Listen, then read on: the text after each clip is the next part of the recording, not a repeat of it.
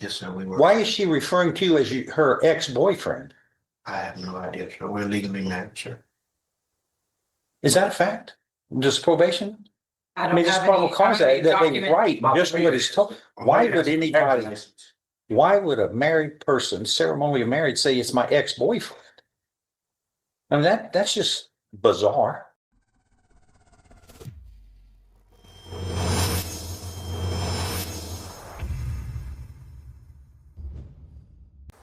Habitation? Correct. Ready? Yeah, Ashley? Yes, yes. And so Wait, when I, wait, she doesn't have the same last name as you. Yes.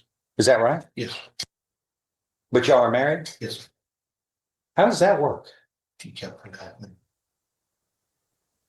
Y'all have different surnames, Yes, but y'all are married. yes, sir. Okay. Is that unusual, or am I the only one on the planet that lives a conventional lifestyle? Like, my wife keeps her maiden name, but it's the male's surname. But these are two different names. That's what throws me off. but I spoke Are with, y'all ceremonially married Yes, sir. You got married in Las Vegas. in Las Vegas? Well, that's legal.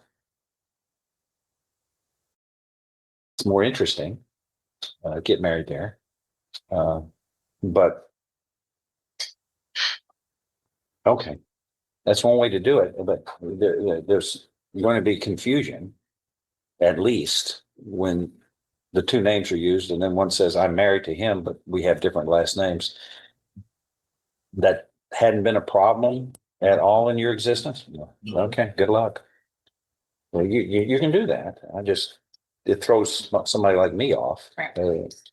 Okay, I spoke with CPS. I spoke with the CPS officer in charge of the case at the time, and she was in agreement with my recommendation, which was that the defendant should not be allowed to have contact with his wife until after he completes the BIP program. He is currently enrolled in the program. where are you in that program as far as how far along? He is almost 2 months in, and I have his progress. What does that mean? What is the about a third of the way through, Jeff. Correct. Okay, so half a year. He has attended 9 of 9 sessions so far. Okay. I do have his progress reports here. There has been no issues. He's participating. He's doing well. He's paying, he's attending, he's had no absences. So I am in agreement with her recommendation. She is in agreement with my recommendation that he should complete BIP first, and then he would be allowed to have contact with the victim.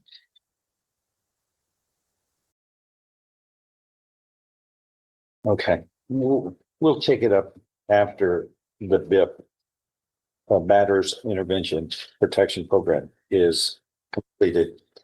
You are here on a burglary of a habitation, right? Yes, And in 2013, you were convicted of a burglary of a habitation out of Harris County, correct? yes. Was it the same victim?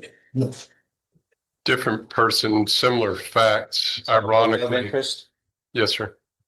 And it was only because the victim's impact input that I agreed to a probation on this case.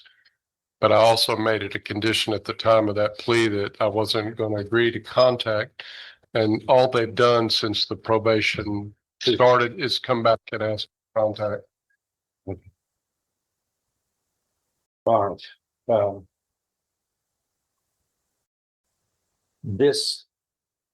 Let me go back to 2013 on the burglary of a habitation. The victim in that case, was that a romantic interest of yours? oh, yes, sir. That's my son's name. You see some kind of a connection here. Yes, sir. You burglarized the people you claim you love. Yes, sir. I was living there at the time, and when we split up, we were living together. We were high school sweethearts. She moved. The situation that happened, and I let myself into the home. This situation here. No, you burglarized. It's burglary. You were convicted of burglary. Yes, sir. Which is entering without permission, breaking. You forced your way somehow Yes. into it, which is what we're doing here again. Yes. It's as though we didn't learn our lesson the first time. But I went with this Yes, on this disposition. I'm still living in the home, in my home, in the home now. I'm still living in the home. Where's the lady? That She's separated. We separated as from Okay. court date. Well, we're going to continue the order that was placed at the beginning, and let me just read some real quick. Okay. Yeah, discussion.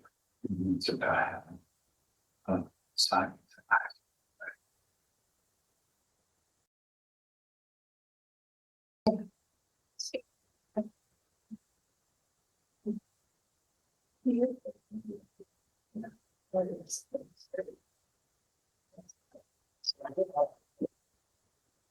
Oh,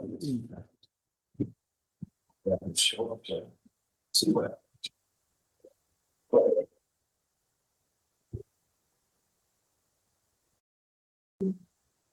what we have here is a consistency problem that bothers me.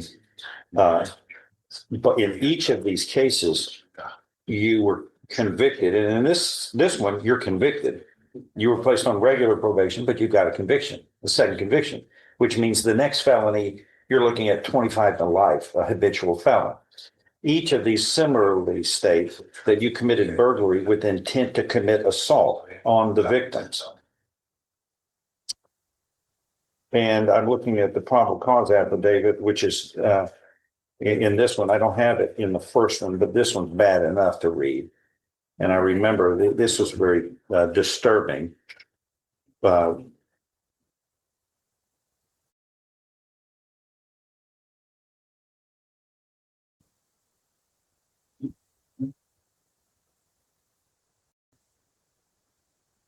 Yeah. Kicked in the front door, grabbed her, threw her to the ground, assaulted her with a closed fist. You punched her with a closed fist. Let's see. Injuries were seen to her face, right knee. Then you fled the scene, which was about the most unmanly thing to do in your little black Nissan Altima. And they had to chase you, and they caught you soon enough. And then you tried to evade them. Then you were finally arrested and transported to the police, to the jail. Let me ask you this.